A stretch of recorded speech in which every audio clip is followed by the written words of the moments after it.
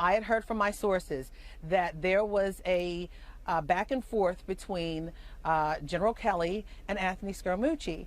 And it got to the point where he said, I don't have to report to you. And the general said, you're gone. And he is. And here's something really interesting. If it was as calm as the press release said, and as Sarah Huckabee Sanders said from the White House briefing, why was he escorted out? I talked to former officials of the previous administration. I said, when are people escorted out? You know, if everything is so great and, you know, there are flowers and everybody's singing Kumbaya, are people escorted out? They said no. So I mean, it leads us to believe that there was I just want to make it clear what you're saying. I mean, people came in to bring him out. Yes. On the leaving of Anthony Scaramucci, we have new breaking news tonight about who is behind Donald Trump Jr.'s evolving story about that meeting with a Russian lawyer at Trump Tower. The Washington Post tonight is reporting when the story broke, the story about that meeting that Donald Trump Jr. had with the Russian attorney, the president's advisors talked about how Trump Jr. should respond, and the strategy was to be truthful so the account couldn't be criticized if and when the full details came out. According to the Washington Post, that plan changed because, according to the Post, the president himself personally dictated the statement claiming that the meeting was about the adoption of Russian children. As we know, that statement turned out to be false. As emails released by Trump Jr. showed, released only because that story was about to break, the meeting actually was an offer to give the Trump team damaging information about Hillary Clinton as part of the Russian government effort to help the Trump campaign. Back now with the panel. So, David Chalian, I mean, this is pretty significant. The New York Times had previously reported that Trump advisors were meeting on their way back, I believe it was on Air Force One, to sort of put their heads together to kind of craft a statement, and the president signed off about it. Well, the Washington Post, based on their sourcing, is that the president himself dictated what the response was, and the response, what was so inadequate about it is that it had to be corrected then in subsequent days. Right. I mean, it's part of what prompted Donald Trump Jr. to release the emails.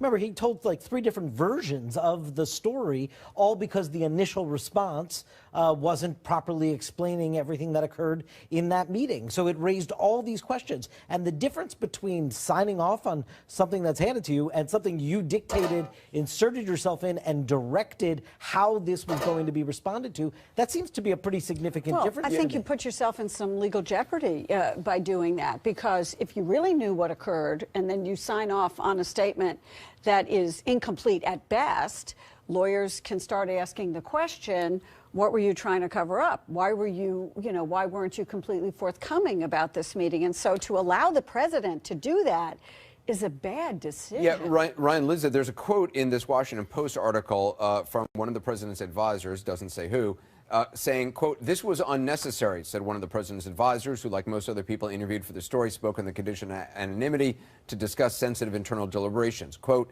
now someone can claim he, meaning the president, he's the one who attempted to mislead. Somebody can argue the president is saying he doesn't want you to say the whole truth.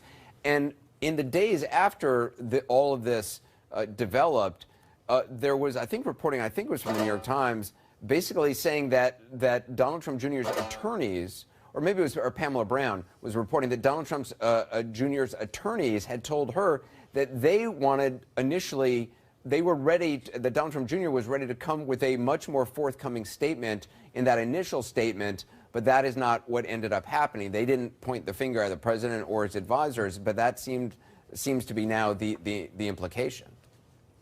Yeah, I mean, it seems like this is the same issue we've been discussing in the earlier part of the show, is you have a staff at the White House that doesn't always actually have the president's interest in mind. In other words, any other White House, the first thing that they would do if a situation like this came up is basically insulate the president from it, right?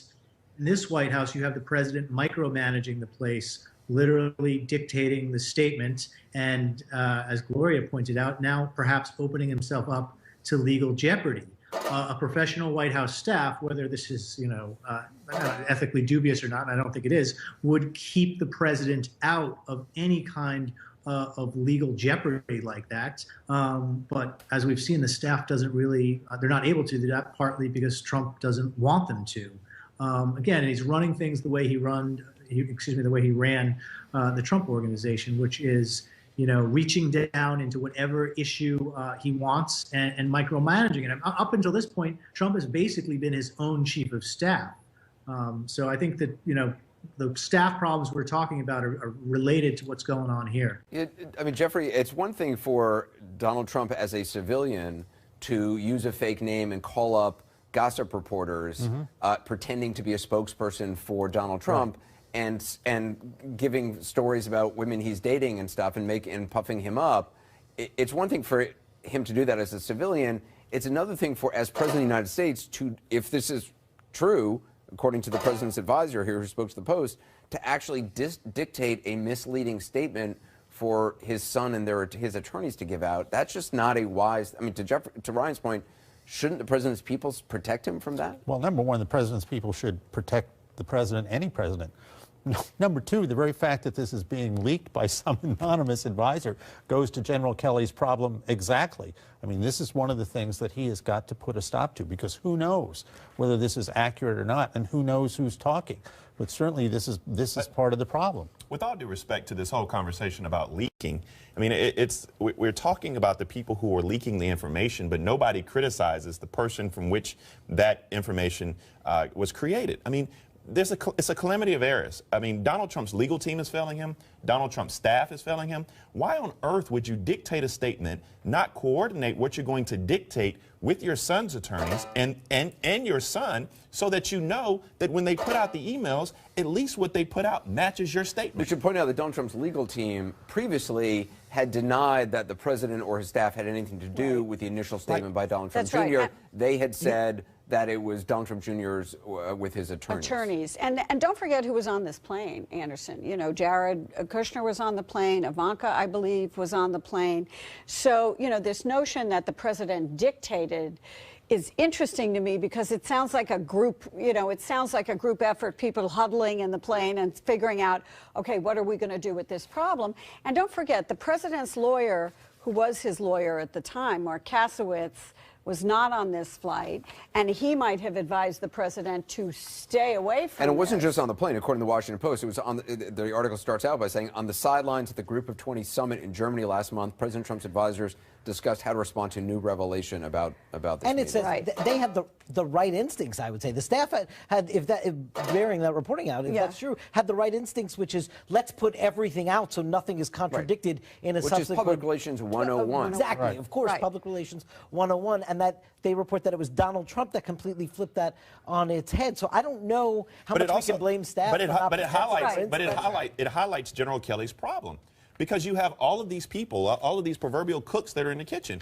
I mean, it's hard to kind of make sure that your staff is in order when you have people like Jared Kushner or Ivanka or whomever else able to circumvent that and get the president's ear and say something that apparently is contradictory. Jared and Ivanka are not going to be leaking to the Washington Post, I assure you. Well, Jared, wait, what? Really? Something like this? I mean, I don't know for a fact, but there's a lot of stories that suddenly always appear that Jared and Ivanka is trying to save the president from himself. And I don't know of anybody else who would be leaking those other than... I do not believe... Usually when there's a story out, you can sort of see who does this story benefit, and then you kind of work backward who may have leaked or who does I don't know that they're leakers. Or who does the story trash? And if you're telling me that you think Ivanka and Jared would be trashing their father and father-in-law respectively, I simply don't believe it. Yeah, I have no idea, but I mean, somebody, the leaking is not the problem is not the leaking. The problem is the president of the United States. Like, it's all cool to get caught up in the leaking and no one should say this and no one should say that. That happens in every single White House. The problem, though, is the behavior of senior leadership and the behavior of the president. If you're dictating a statement that you know is false, there are moral issues. If you want your doctor, you can keep your doctor. Well. Let me tell you something. Is that illegal? It's not true. It's not true. It was used illegal? to pass major legislation. Is that illegal? It's not true. Right. It was a lie, a deliberate lie. You go back to this all the time. If you want your doctor, you can keep your doctor. And because it was a lie. In certain circumstances, that actually bear it out to have some validity. You know what's not true? You know what's not true, what we know to be false? The fact that this meeting that Donald Trump Jr. had with Paul Manafort and other senior leaders was not about Russian adoption. The only person who truly believes that, I guess, is Donald Trump. Well, and the special counsel is going to get to the bottom of it. That's what we know. Because now that this story's here... By the way, this idea that it was about adoption is something that Donald Trump, that President Trump repeated later on at an open press conference as being, and it was something also that Sean Spicer then repeated, that there's no evidence or no indication. After the email was already it was out. anything but a meeting about adoption. Anyway, we got to take a break. We'll have more on this breaking story from the Washington Post and others when we come back. Following the story that just broke tonight from the Washington Post, saying that the president himself dictated Donald Trump Jr.'s misleading statement about that meeting with a Russian lawyer at Trump Tower. This was the initial statement that came out from Donald Trump Jr. The Washington Post says the initial strategy from the president's advisors, was to tell the truth, to be very forthcoming. Instead, according to the Washington Post, the president reportedly intervened and dictated the statement himself, claiming the meeting was about Russian adoption. Back with the panel, joining us on the phone also is CNN senior legal analyst Jeffrey Toobin. Jeffrey, just from a legal standpoint, is there anything that should concern the president about this story? Absolutely. It's been clear for some time that the Mueller investigation is looking at the issue of obstruction of justice. And if, in fact, the president put out a intentionally false story about his relationship with Russia, broadly defined in terms of his son's activity, that would be a piece of evidence that could support a charge of obstruction of justice. That alone is not enough to make a case. But if you were to combine it with firing James Comey and the other parts of the investigation, it certainly would be a relevant piece of evidence. As I say, it's not enough on its own. It's certainly not a crime on its own, but it is evidence that will be of great interest to Robert Mueller. Jeff, I want to pursue that with you more, but right now on the phone is the Washington Post. One of the reporters who broke the story for the Washington Post, reporter Tom Hamburger. So, Jeff, you could stick around. We'll talk to you right as soon as we're done with Tom. Tom, thanks very much for joining us. If you could just explain what you have learned, what the report in the Washington Post says tonight. Anderson, what we learned is that the president played a deeper and more complete role than we'd understood previously in crafting the response that was issued, the initial response that was issued after the New York Times reported on that June 9th meeting in Trump Tower, where Donald Trump Jr. Basically organized a meeting that included Jared Kushner and Paul Manafort and some others that we later learned had been set up at the request by an email of the someone connected possibly to the Russian government. The first explanation, you'll recall, was that the meeting was largely about adoption, an initial statement considered quite misleading. And what we're reporting tonight in the Washington Post is that that initial response was effectively dictated by the president over the objection or over warnings of some of his advisors. Which is really remarkable, because in your report it says basically on the sidelines of the Group of 20 summit in Germany, the president's advisors were wrestling with what kind of a statement to draft, and that, according to your reporting, they actually wanted to be pretty forthcoming. That's what we learned from talking with multiple people involved in the process. In the early going, there were suggestions from lawyers and some others who were close to the president that a more what they describe as a more fulsome statement would be appropriate, partly thinking because some had seen these documents, the emails already, thinking that being transparent, more transparent at the outset, would avoid embarrassment later. Which it was actually the correct decision to make. It would have avoided the president's son having to reissue statements and then release finally the emails once they were about to be released by the New York Times. So the president himself, do you know the scene of how it was? Was it on Air Force One? And to what extent, when you say the president dictated the statement, how does that actually work? Like, he literally, word for word, he sort of had somebody write down his remarks as what the statement should be? Well, so the phrase "dictate" is one that my colleagues Phil Rucker and Ashley Parker, who, as you know, cover the White House full time, have picked up from their sources. What we understand is that this was really a decision led by the president, and that the statement that was ultimately issued is one that he decided, and is often his way. As you know, he's not an emailer. He suggested the language in the statement that was ultimately used and ultimately released to the New York Times, and to a certain extent had to be walked back or amplified upon in the coming days. It's interesting. I mean, it's not clear to me. You know, the president's attorneys, I believe, had previously said that it was Donald Trump Jr. and Donald Trump Jr.'s attorneys who had been the ones crafting this statement, that the president had nothing to do with it, and that they denied the initial New York Times story, which said that on Air Force One, this had been discussed amongst his advisors and the president had signed off on it. So the idea that the president was even more involved in that, that's something that runs counter to what the president's own attorneys have said. Did you get any responses from the president's attorneys about the discrepancy between your reporting and what their past statements were? We did. You know, we sent quite a lengthy long list of questions to Jay Sekulow, who, as you know, is one of the president's attorneys and is perhaps the most outspoken. And he didn't answer our specific questions, but did issue one sentence to us, which reads, Anderson, the president's attorney said, apart from being of no consequence, the characterizations are misinformed, inaccurate, and not pertinent. We went back and asked again for specifics, but it didn't receive any guidance beyond that statement that I just read. It's also, I mean, I guess the other question is, when did the president, at the time that the president was crafting this statement or dictating this statement, did he actually know what the real reason for the meeting was? Had he had a conversation with Donald Trump Jr.? Had Donald Trump Jr. been forthcoming? Or did the president know from way back? You know, Donald Trump Jr. has said that the president, he never said anything to the president about this. At that time, the president or the candidate, he never told his father about this meeting or the purpose of the meeting, or that he had learned that Russia, according to the email from Goldstone, that Russia was backing his father's campaign. The president, Donald Trump, was unaware of that, according to Donald Trump Jr. But it sounds like, I guess the question is, did Donald Trump know about the meeting, the real reason for the meeting, when he was helping craft the statement? So, Anderson, that's of course a key question, and it's not one that we can answer with confidence. As you point out, the president and Donald Trump Jr. have indicated that the president was not fully informed.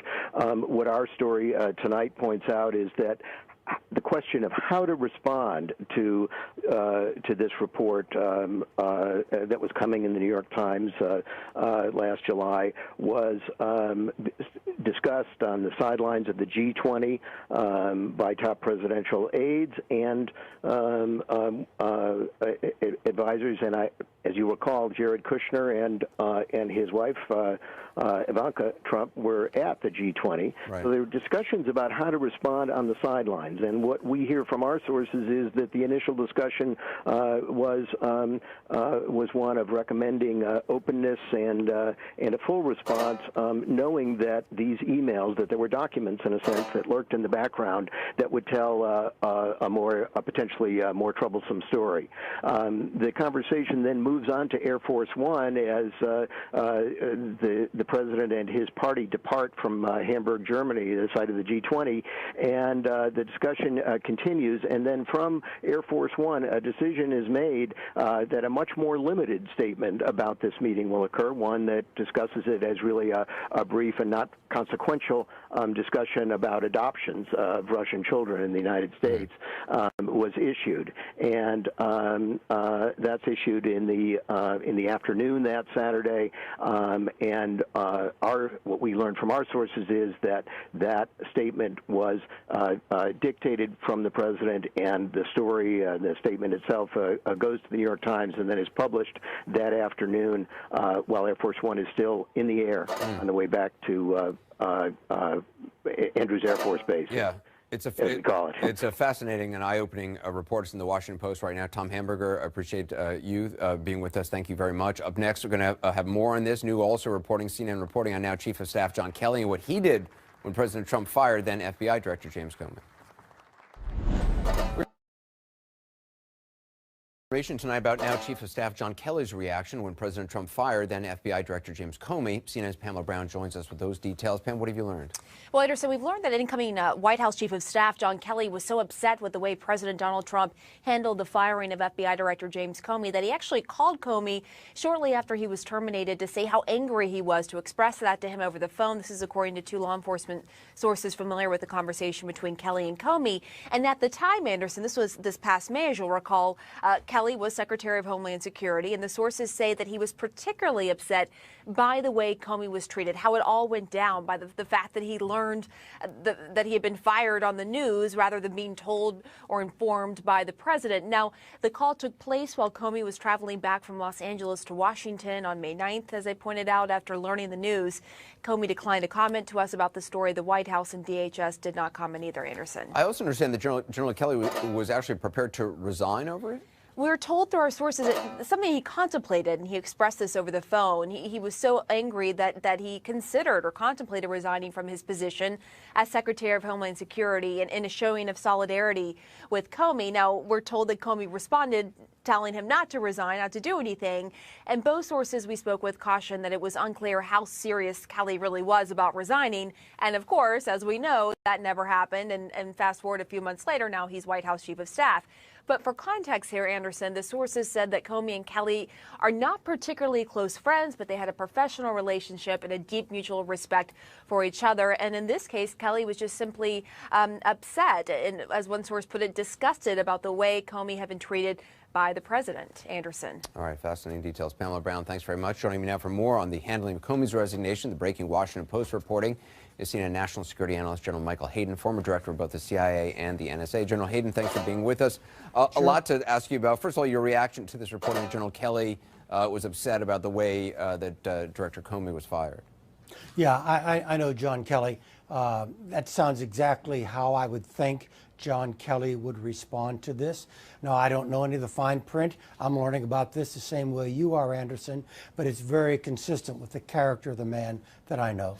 The reporting tonight from the Washington Post that was just breaking that President Trump actually dictated John Jr.'s misleading statement on his meeting with a Russian lawyer. I'm wondering if true, and again, this is not CNN reporting, this is Washington Post reporting based on what they say are multiple sources, how damning is it for the president? Because this is certainly something that Special Counsel Bob Mueller would be looking into. Well, sure, and I'll leave your legal experts to go ahead and comment on what that might mean to former Director Mueller's investigation. But Anderson, I was watching the breaking news in the green room here, and the thought occurred to me, when I was a military attaché in a communist country during the Warsaw Pact, the People's Republic of Bulgaria, I got into a long discussion with one of my Bulgarian counterparts, and he was saying things that so frustrated me that I actually said to him, "What is truth to you?" And he looked me right in the eye and said, "Truth? Truth is what serves the party." Now, look, I know we're imperfect. Sometimes we stray into gray areas in our political system, but I think most people like me, Anderson, think a statement like that, "Truth is what serves the party," belongs to that system, not to our system. And so the news that you reported, if true, is very disturbing. I want to ask you about relations with Russia. President Trump expected to sign the sanctions bill approved by Congress, hasn't signed it yet. In retaliation, Vladimir Putin ordered the U.S. to cut 755 diplomatic staff in Russia, which is the most aggressive move against Washington since the final years of the Cold War, if I'm not mistaken. How significant is this? I think it's a big deal, but it leaves an awful lot of questions unanswered, Anderson. So number one, Putin decides to go ahead and respond. And by the way, that response, some sort of response, should have already been baked in to the Obama administration's decision to go with sanctions in the first place, and the Congress's decision to go with sanctions. But I found it interesting that Putin decided to move after Congress had acted, but before Trump had acted, before the president had signed the sanctions bill, in a way perhaps not setting up a direct confrontation between President Putin and President Trump. I found that a very interesting step. So that's interesting, in a way, sort of giving some wiggle room? I think so. It allows him to come. Look, if he waited until after President Trump signed the bill. And by the way, Anderson, let me give you an interesting question here. What will President Trump's signing statement look like when it comes to signing these sanctions? Now, I think President Putin deflected that question by going ahead and acting before that took place. And Anderson, let me give you just one additional thought. I don't know within what strategic context this is all happening from the point of view of the United States. You know what I would love to see is someone in authority, the president, the vice president, whomever from the White House, to simply say the Russian-American relationship will be governed by the following 3, 4, 2 principles. I don't know what those are. Which is kind of a frightening thought, or I mean, the fact that you don't know what they are is not clear. If I look at the specific actions, Anderson, I try to create parallax to get them to come back to a common point, and I don't have that yet. Wow. General Hayden, appreciate you being on. Thank you very much. Thank you. Up next, back to the fall of Anthony Scaramucci, forced out as White House Communications Director after just 11 days in the West Wing. Well, it was a short tenure. He leaves us with some memorable moments. We'll show you those ahead and more in the breaking news that we just learned about President Trump and that early statement from Donald Trump Jr. Well, we've got a lot of breaking news tonight, but one of the big ones is, of course, Anthony Scaramucci out as White House Communications Director, officially on the job for 5 days, the shortest tenure for anyone in that role, according to CNN's count. But he was in the West Wing for a total of 11 days, 11 very memorable days. Here's Randy Kay.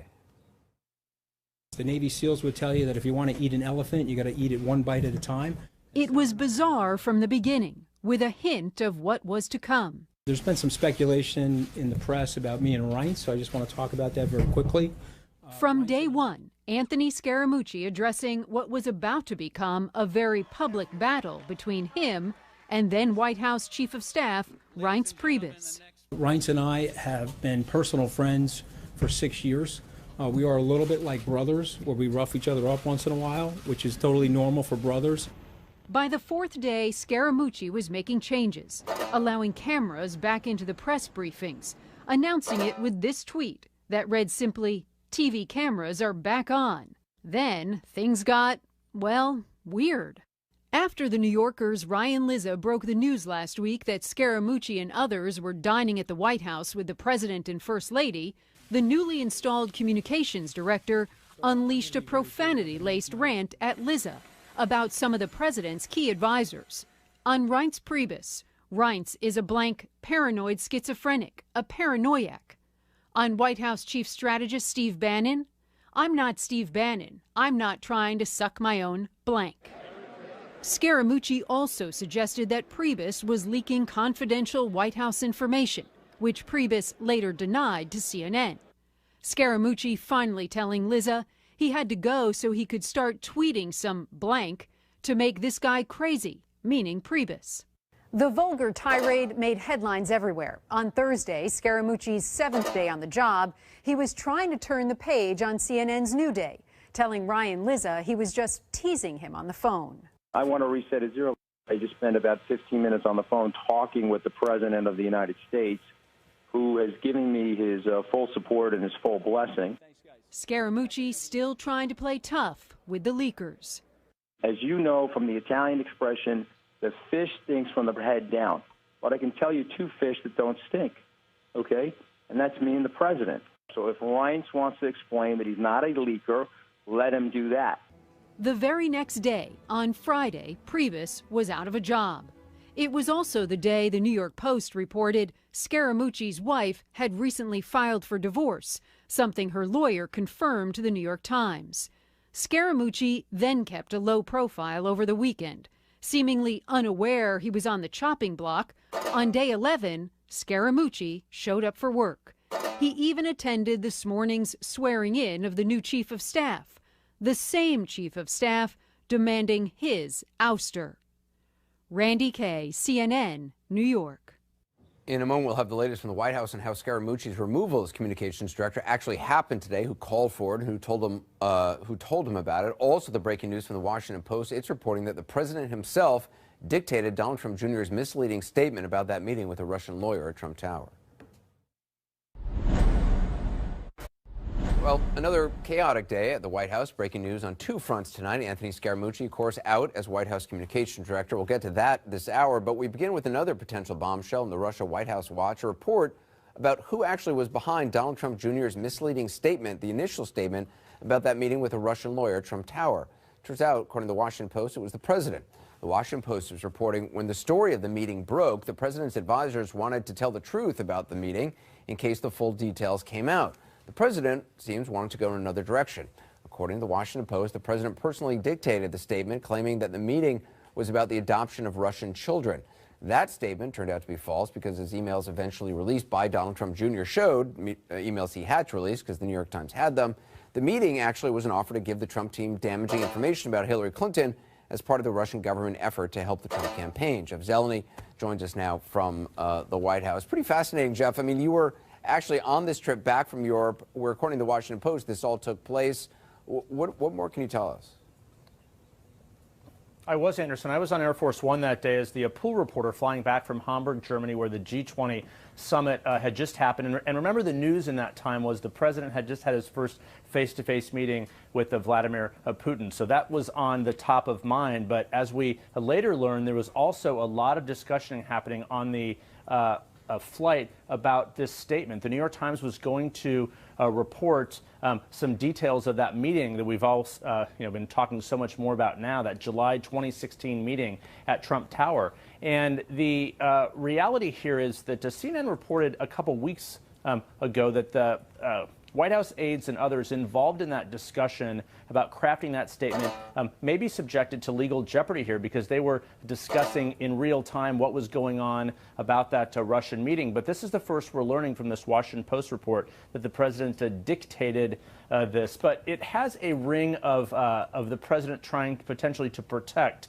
some other, perhaps members of his family or others, because just the confines of Air Force One, Anderson, it's pretty hard to believe that the president would be dictating this without his son-in-law or his daughter or anyone knowing about this. I mean, they essentially are flying together on this here. So that's the question I have tonight. If the president was dictating this statement, if that's true, as the Washington Post is reporting, who else was listening to that or involved in that? Because, again, on a plane for, probably 8 or so hours that day, we landed back at Joint Base Andrews at about 8 or so in the evening.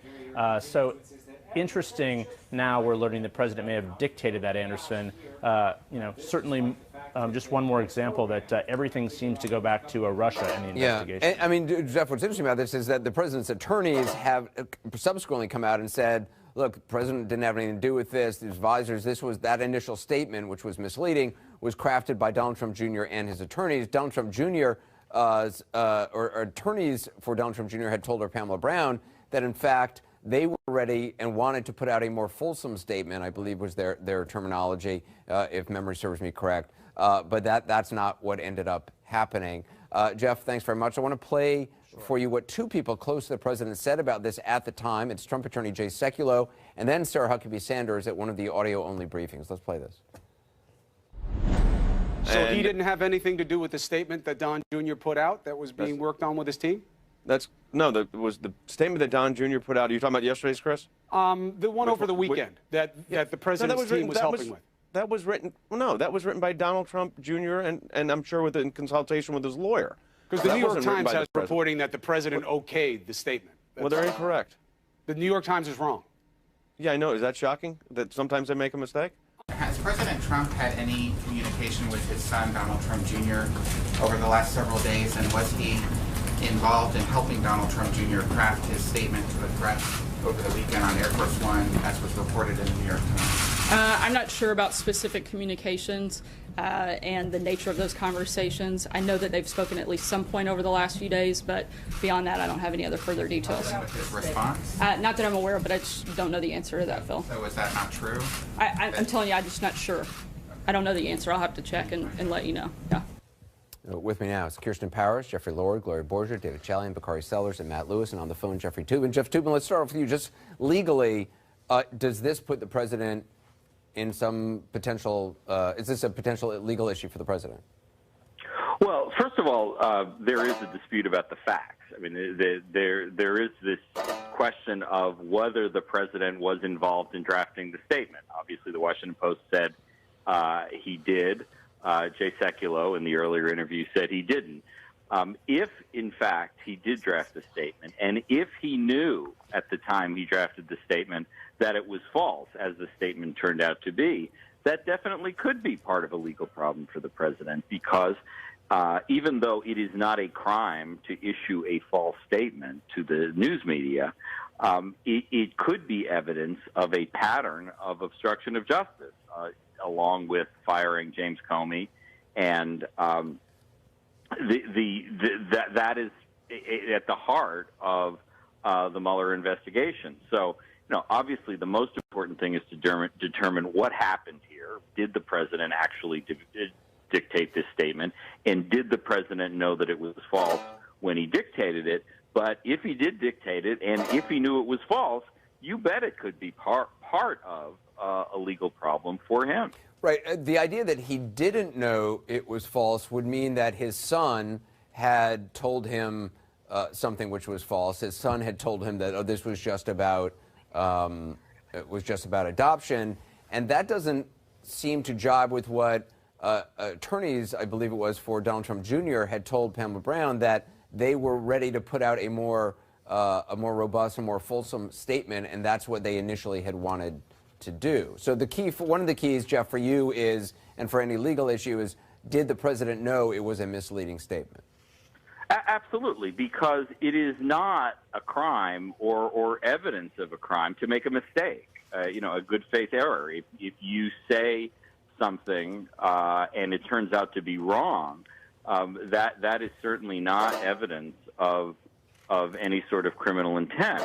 What makes it a potential problem is if it's determined by a grand jury or by other fact finders that the president intentionally put out a false statement, and that's a factual question that Mueller will want to interview a lot of witnesses to determine where the truth lies. Kirsten, does it surprise you that the president would get involved and that his advisors would allow him to get involved in something like this that exposes him? Yeah, that's the first thing that you notice about this, is this just is not something usually the president would be involved in. It would be exactly as you said, you would protect the president from being involved in this. And if for some reason the president was going to be involved, or frankly, I mean, this is true for anybody in the White House, you would get all of the information. There wouldn't be just speculation about what happened. I mean, this was knowable. There were emails, right? So they would have gotten all the information. They would have looked at what actually happened and made sure that no statement went out that actually wasn't true.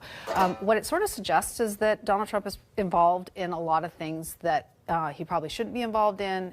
This is probably not the only time that he's been dictating things, and I think that his impulse in the story talked about how he views this as a political problem and not a legal problem. He's not really getting the gravity of this, and that he thinks that he can kind of just push back the way that he normally does and it'll go away. But he could be putting himself in legal peril.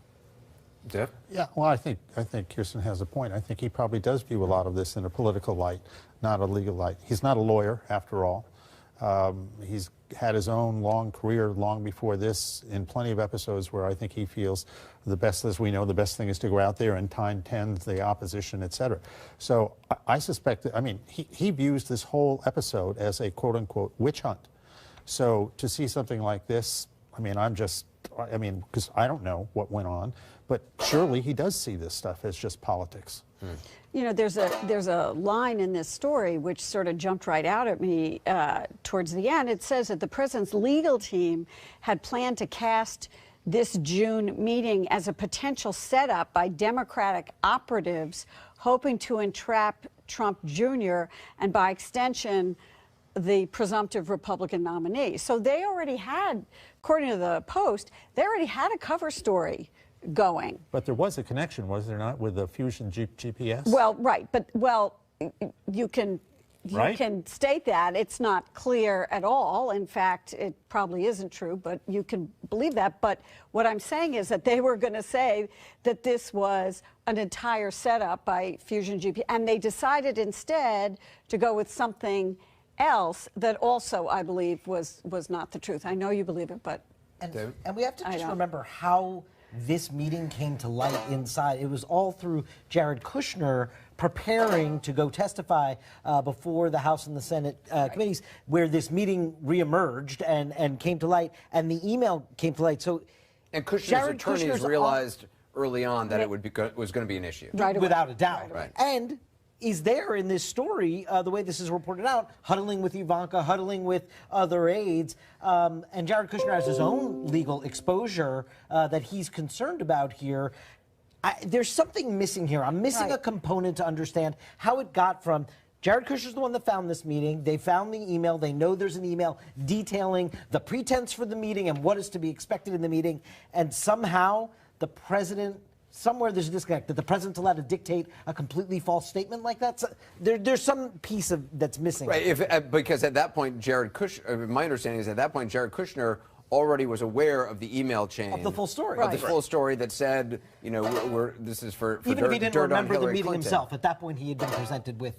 Right, so then would he have told the president, actually this meeting, there was this email, and the president still said, well, let's go ahead and say it was about Russian adoptions, which, as we all know, Russian adoptions, it's not even Russian adoptions, it's ending sanctions. So there are two things. One is something that Jeffrey mentioned, but we get this a lot when we talk about Donald Jr. and the President of the United States. It's this standard. I have to go back to this standard often because Jeffrey said, well, he's not a lawyer, and so he's used to pushing back, and sometimes he falls into these legal perils. Or Donald Trump Jr. is cast in this light where he's just some bumbling idiot that can't get out of his own way, so we should excuse his behavior. And I think that's unfair. I think that's an unfair bar to the presidency of the United States. First and foremost. You think they should all be lawyers? No, I think they should be held to a standard of President of the United States and senior advisor. That's first. The second thing is I think we have to look at this in a complete nothing happens in a vacuum. This is the end of a tumultuous week for the President of the United States. I think arguably with the addition of this breaking news, we have one of his worst weeks. Now, that doesn't mean, I've been a part of all these stories, this is the end of Donald Trump, this is the worst it can get, because we know that this isn't the worst it can get. I think technically this is the beginning of another tumultuous week. Well, the 10 days. Okay, all right. Let's go, it depends with where like you think a week begins, but I'll give it to you. 10 days. I mean, we started with him lambasting Attorney General Sessions. I think that was like last Monday, maybe. Yeah. The week kind of ended with Reince Priebus being fired, and then you have Scaramucci today with this. You see the cleverness here, don't you? We're not talking about Jeff Sessions anymore. Well, give it a couple of days. We got to take a quick break. We're going to have more. We want to talk to Matt Lewis about this as well. Also, we're going to hear from one of the Washington Post reporters who broke the story. Breaking news tonight, a report in the Washington Post that President Trump himself dictated the misleading statement about Donald Trump Jr.'s meeting with a Russian lawyer during the campaign. The Washington Post is reporting tonight when the story of the meeting first broke, the president's advisors wanted to tell the truth about it in case the full details came out. But according to the Post, the president decided to go another direction and dictated the statement claiming the meeting was about Russian adoption. Earlier, I spoke with one of the Washington Post reporters who broke the story, Tom Hamburger. So the phrase "dictate" is one that my colleagues Phil Rucker and Ashley Parker, who, as you know, cover the White House full time, have picked up from their sources. What we understand is that this was really a decision led by the president, and that the statement that was ultimately issued is one that he decided, and is often his way. As you know, he's not an emailer. He suggested the language in the statement that was ultimately used and ultimately released to the New York Times, and to a certain extent had to be walked back or amplified upon in the coming days. It's interesting. I mean, it's not clear to me. You know, the president's attorneys, I believe, had previously said that it was Donald Trump Jr. and Donald Trump Jr.'s attorneys who had been the ones crafting this statement, that the president had nothing to do with it, and that they denied the initial New York Times story, which said that on Air Force One, this had been discussed amongst his advisors and the president had signed off on it.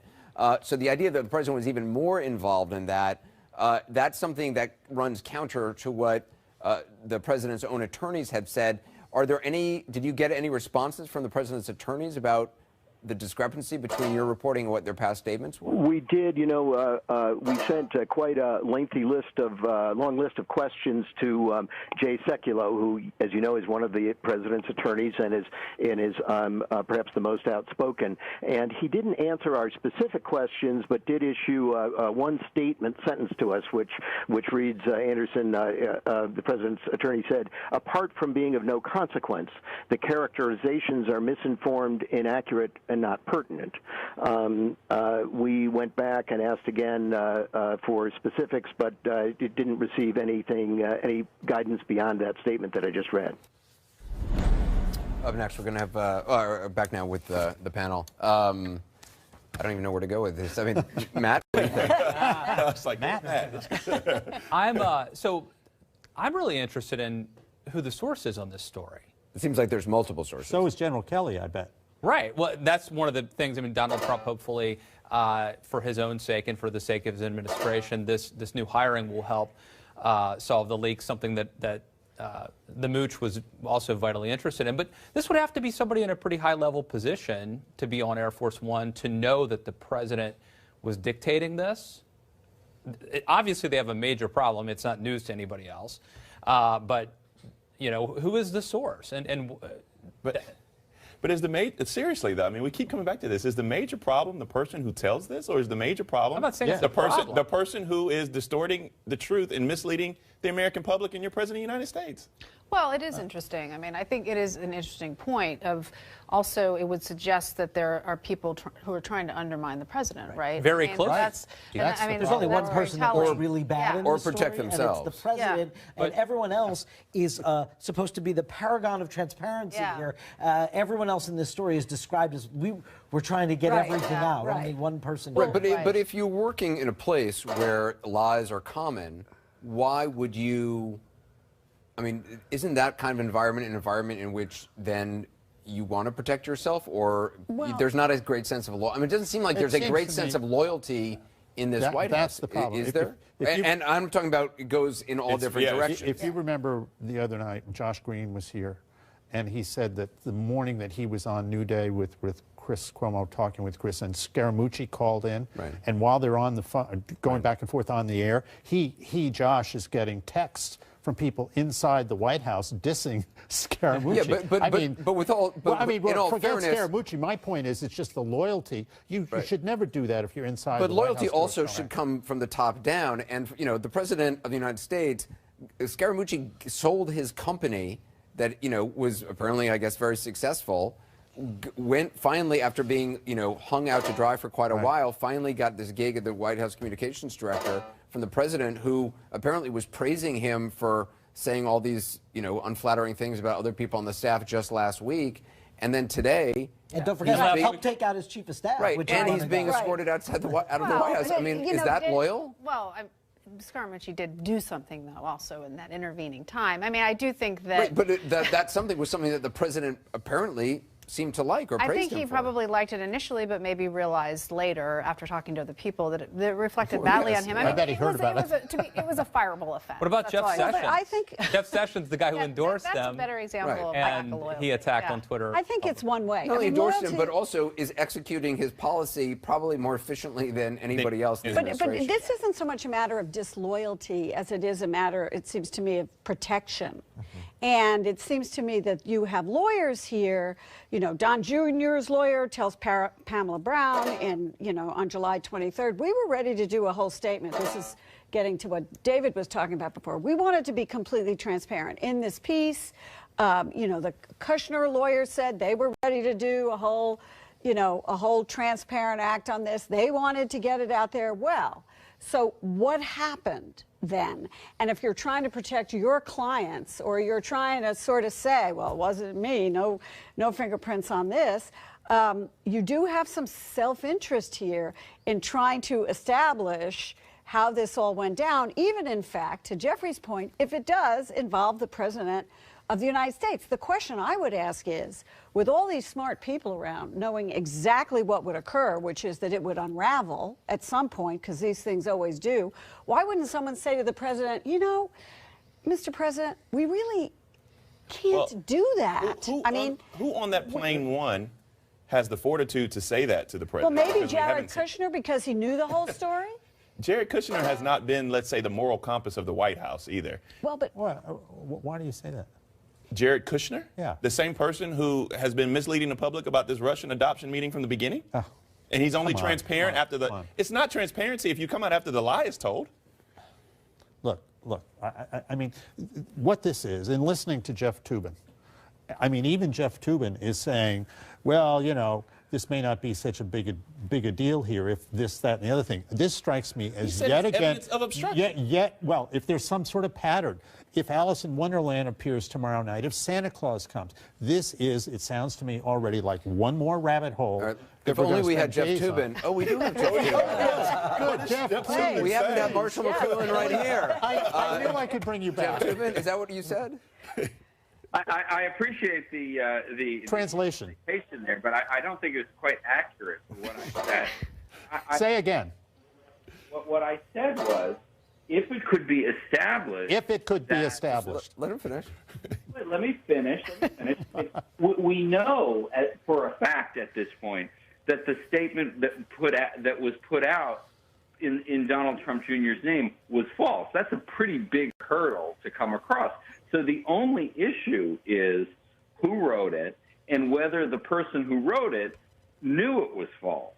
Now that's that hasn't been proven yet, but the Washington Post says it was the president who wrote it. Presumably they have some basis for writing that because the Washington Post is a respectable newspaper with an excellent record, especially on this particular subject.